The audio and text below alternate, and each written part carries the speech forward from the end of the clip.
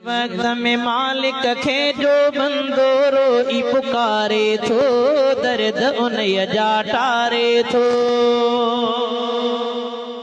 बुजुर्ग ने जागी कर जो सुभान अल्लाह।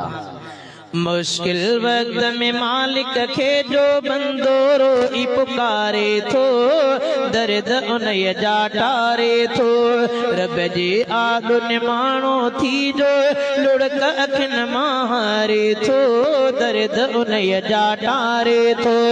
अल्लाह अल्लाह अल्लाह अल्लाह तव्हां बि चओ अल्लाहु अल्लाह अल्लाहु अल्लाह अल्लाहु अल्लाह अल्लाहु अल्लाह।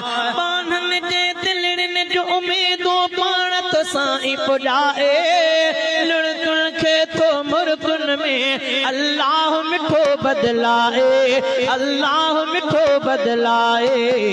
गैरन जा दरवाज़ा छॾे हिक साईं खे जो सारे थो, दर्द उन जा टारे थो। रब जी आॾुन माण्हू थी जो लुड़क अखिन मारे थो, दर्द उन जा टारे थो। अल्लाहु अल्लाह अल्लाहु अल्लाह अल्लाहु अल्लाह अल्लाहु अल्लाह। ओ बाप मिठे ऐं मां मिठी अखां ज़्यादा प्यार करे थो, खाली झोलियूं ख़ल्क़ सॼीअ जूं परवर पाण भरे थो। ओ बाप मिठे ऐं मां मिठी अखां ज़्यादा प्यार करे थो, खाली झोलियूं ख़ल्क़ सॼीअ जूं परवर पाण भरे थो। रब जी दर ते साइल बणजी जेको झोल पथारे थो, दर्द उन जा टारे थो। रब जी आॾुन माण्हू थी जो लुड़क अखिन मारे थो, दर्द उन जा टारे थो। अल्लाहु अल्लाह अल्लाहु अल्लाह अल्लाहु अल्लाह अल्लाहु अल्लाह। ओ सीरम जा रब बेड़ा तारे मंजिल ते थो पुॼाए, दर्दन जा तूफ़ान घटाए ख़ूब ख़ुशियूं थो रसाए, दर्दन जा तूफ़ान घटाए ख़ूब ख़ुशियूं थो रसाए। अहिड़े बाधारे जे ज़िक्र में जेको वक्त गुज़ारे थो, दर्द उन जा टारे थो।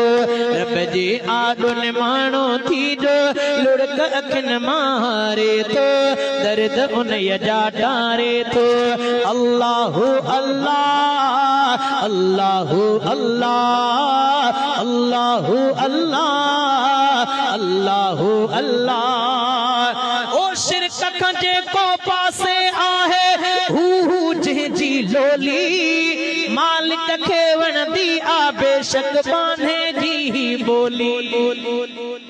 जो सुभान अल्लाह, अकेले अल्लाह के मञण वारा चो सुभान अल्लाह, सच्चा तौहीदी चो सुभान अल्लाह। ओ शिरक खां जेको पासे आहे हू जंहिंजी बोली, मालिक खे वणंदी आ बेशक पाने जी बोली, पाने जी बोली। दिल में दियो वहदत वारो जेको बानो बारे थो, दर्द उन जा टारे थो। रब जी आॾुन माण्हू थी जो लुड़क अखिन मारे थो, दर्द उन जा टारे थो। अल्लाहु अल्लाह अल्लाहु अल्लाह अल्लाहु अल्लाह अल्लाहु अल्लाह। ओ दुनिया वारन जो ही सतायल शहज़ादो भी आहे, मीराणीअ खे मुश्किल में पर मालिक छॾियो नाहे।